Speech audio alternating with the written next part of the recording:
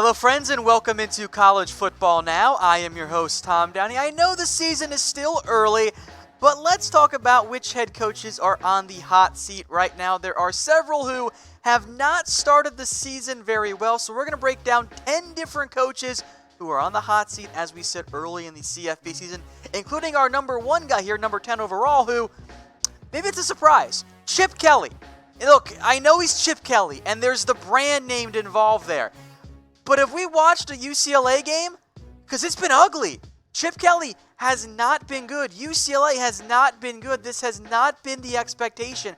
They've not met the expectation, for what the Chip Kelly team is supposed to do. The quarterback play has been bad. The offense hasn't been very good. His hot seat status for now is still more of the lukewarm variety, but this is definitely worth watching. Kelly was supposed to get UCLA at least back to being competitive this year. I know he's rebuilding the roster, but they lost to UC and San Diego State. Really? You're UCLA? You're not supposed to do that. Now, he signed that 5-year deal worth over $23 million before last season. He has a, I'd say, somewhat unique buyout situation here. He has a $9 million buyout if he's fired in the first 4 years, and it doesn't decline in that time frame. It's not like it steadily declines after that, so if they fire him this year, $9 million. Fire him next year, still $9 million. So at that point, it actually becomes more expensive to keep Chip Kelly. Now, I think UCLA keeps him around, but what if they win like 2 games again this season? I think you need to have that discussion if you are in charge of UCLA. Number 9, Arizona's Kevin Sumlin. He's just not that good, guys. Remember when he was supposed to be the next USC head coach, and then he didn't do it, and then things did not end up going well at Texas A&M? You lose to Hawaii. How do you give up 41 points to Northern Arizona? Really? I think his hot seat is heating up. And here's my question for you guys out there. Is there a coach who does less with more at the quarterback position than Kevin Sumlin? He said he had multiple 5 stars at A&M, chased almost all of them out. Now he's got Khalil Tate, and he's not actually having success. It blows my mind. He's 1-1 this year. I know it's the Pac-12, but what if Sumlin fails to make a bowl game? Does Arizona move on? I think there's a real chance that they do. All right, guys, I will make this the pinned comment of our video here on YouTube. So reply to it. What head coach will be fired first? Let me know in the comment section. I'm sure most of the names you're throwing out there, Jeremy Pruitt, Willie Taggart, others like Chris Ash will be in there. We have not gotten to them. We will later. Also, by the way, we're focused more on the Power 5 with a couple of group of 6 coaches sprinkled in there because nobody cares about the Mid-American Conference. I say this as a Miami of Ohio graduate. All right, guys, now if you want to get rid of commercials during college football games, you got to download the MyTV Choice app. Here's the games. They've got you covered. So if you're going to watch Pitt at Penn State, Ohio State, Indiana, New Mexico at Notre Dame, USC at BYU, or a game I am definitely going to watch because I always like this game, Florida at Kentucky, maybe Clemson and Syracuse, which could have been a top 25 matchup until Maryland blew them out. You got to download the MyTV Choice app at chatsports.com/MyTV. It has changed the way I watch college football games now. No more having to deal with commercials all the time, especially late in games. Instead, I get Chat Sports videos sent right to my TV. So go download the app at chatsports.com/MyTV. And yes, don't worry, it'll get you back to the game in time. Moving on now to number 8. That is Derek Mason, who I don't think Derek Mason is a bad coach by any means. Like I think some of the guys we're going to get to are bad coaches. And I know that Mason had the extension last year, but I don't think the buyout actually changed. But he's 0-2 this season, which is not what you want if you're Vanderbilt. Of course, it hasn't been the easiest schedule so far. But Derek Mason historically, and I know he had big shoes to fill, replacing James Franklin, but Mason has not had the most success at Vanderbilt. He hasn't been bad, but he hasn't been good enough either. 3-9, 4-8, then got 6-7, 5-7, 6-7. I know that Vanderbilt is not a team that's supposed to win 10 or 12 games every year, but they haven't won a bowl game yet. They haven't had a winning season once you factor in those bowl games. I don't think that's what you want if you're Vanderbilt. All right, number 7 next up here. That is Will Muschamp. this is one that if we'd done the top 10 before the year, I don't think he would have been on it. But then they have a bad loss to North Carolina, which, by the way, that game was a cluster of just bad coaching decisions, especially late in the game. North Carolina kneeled on 4th down with time left. What are they doing? Doesn't make any sense. Either way, the loss to UNC kind of fired up the South Carolina fan base there.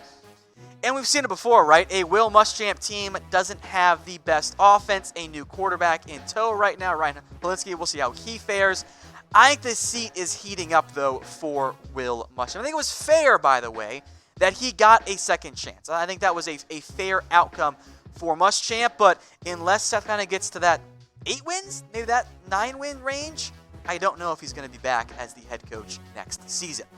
Now, if you like betting on sports, because I certainly do, get yourself some extra money to bet with from our friends over at BetDSI. Head over to chatsports.com/bet. Use promo code CFB120 for a 120% deposit bonus. So you put down $50, they will give you $60 for free to bet with. Do some parlays, make some money over at BetDSI. Again, that is chatsports.com/bet. Promo code CFB120. Number 6, that is Clay Helton, who, full disclosure, you see the hot seat status, it is cooling down for now because they're 2-0. Let's give Clay Helton some credit there, and USC, they have managed to have some success, and I think that's good there. So 2 key wins to start the season, but the reason there's a 4 now is that we knew Helton was kind of in danger entering the season, and there is now going to be a new athletic director, as Lynn Swann has now, I put resigned in quotes because I'm pretty sure he more or less got forced out. So Helton took over in the middle of 2015 and got the full-time job, right? 10-3 in 2016.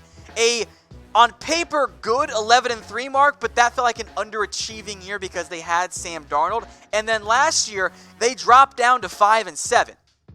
The Urban Meyer buzz, folks, is not going to go away. There is a report that USC is going to try and target Gene Smith as their AD to then try and hire Urban Meyer as well as the head coach. I don't know if that's a realistic outcome here, but unless Clay Helton probably wins double-digit games, I think at the end, USC will regress and USC will end up firing Clay Helton.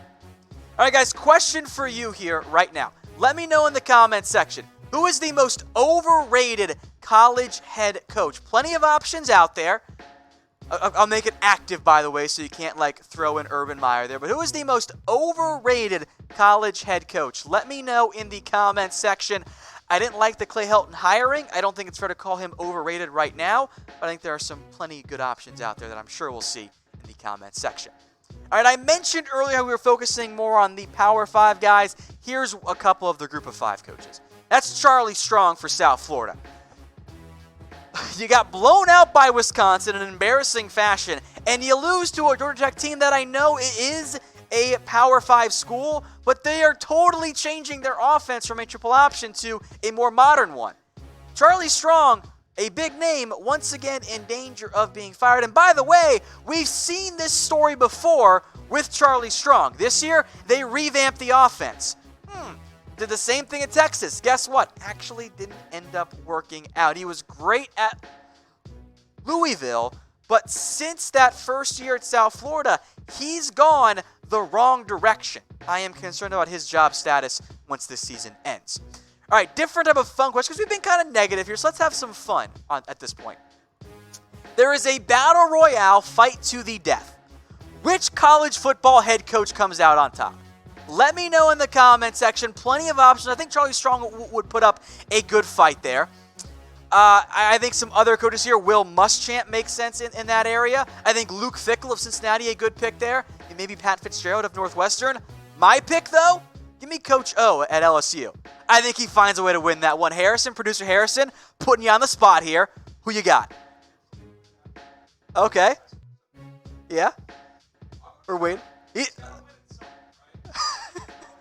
He's going Charlie Strong there in the end. Let me know what you guys think in the comments section. Also, guys, make sure you download the My TV Choice app. Get rid of commercials once and for all. Go download it today at chatsports.com/MyTV.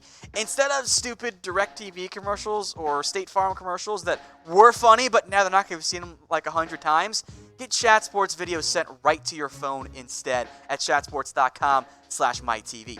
All right, another non-Power 5 coach. We have to include him on here. We'll rank him a little bit lower because it's UConn. Not that many people actually care. Randy Edsall, try number 2 at UConn, has not gone well. How do you barely beat Wagner? Also, you're 5-21 since the return. This one is not going very well. I think he's on very much a toasty hot seat right now. All right, number 3, Chris Ash. You can make a argument he should be number 1, but also we kind of expected this from Rutgers. Like, yes, they beat UMass. Congratulations. Rutgers is still Rutgers. Like, they have not been good under Chris Ash. I thought we were going to see the improvement. We saw year 1, a 2-10 mark. Year 2, 4-8. Okay, growth has been shown. Year 3, maybe they can get to a bowl game. Nope, they went 1-11. Yeah, I don't think Chris Ash has much time left as the head coach of the Scarlet Knights. All right, number 2, Willie Taggart. These are the big names that the buyouts caused some issues, right?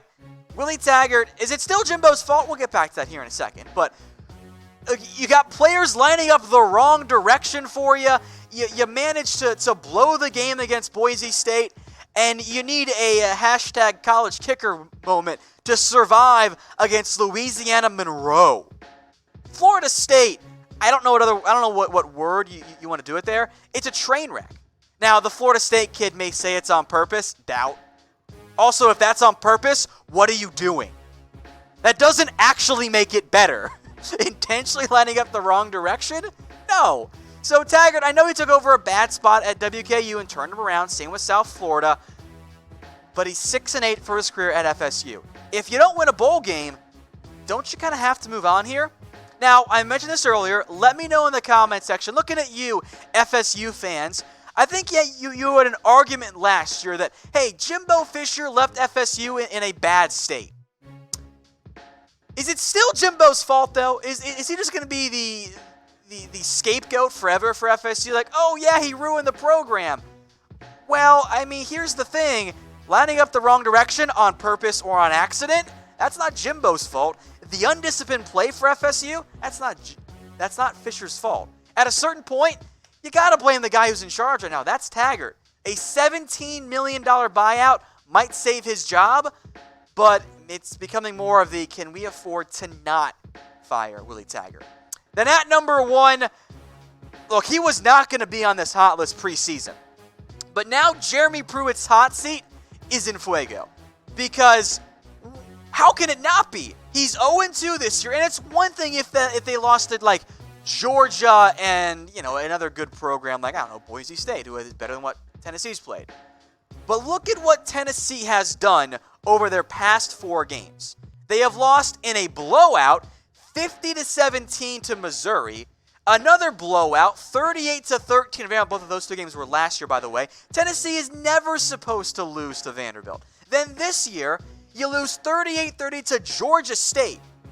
How? I don't care if it's Tennessee's worst year in program history. You're never, ever, ever supposed to lose to Georgia State. And oh, by the way, it wasn't even that close of a game.